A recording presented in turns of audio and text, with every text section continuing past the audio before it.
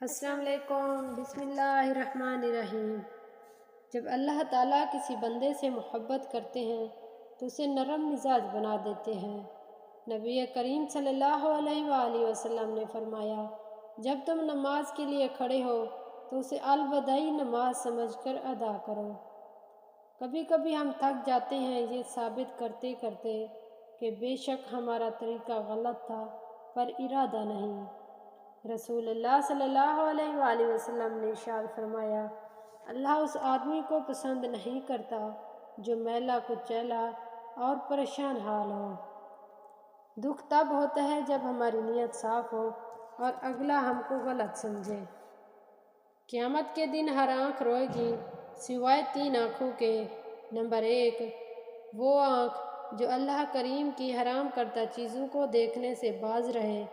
Number 2، وہ آنکھ جو راہ خدا میں راتوں کو جاگتی رہی۔ اور نمبر 3، وہ آنکھ جس سے خوف خدا کے باعث مکھی کے سر برابر آنسو نکلے۔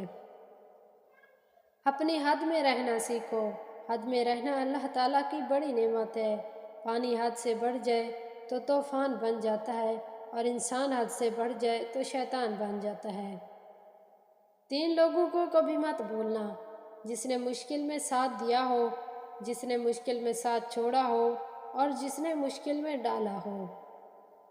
ہر چیز ہمیں ملنے کی نہیں ہوتی۔ کچھ چیزیں خوبصورت دھوکہ اور بدترین شر بھی ہوتی ہیں۔ اللہ کریم سے کسی چیز کے نہ ملنے پر بدگمان نہیں ہونا چاہیے۔ راستے پر کنکر ہو تو اچھا جوتا پہن کر چلا جا سکتا ہے، لیکن جوتے میں ایک بھی کنکر ہو تو اچھی سڑک پر بھی چلنا مشکل ہو جاتا ہے۔ ہم باہر کی مشکلات سے نہیں، اپنے اندر کی کمزوریوں سے ہارتے ہیں۔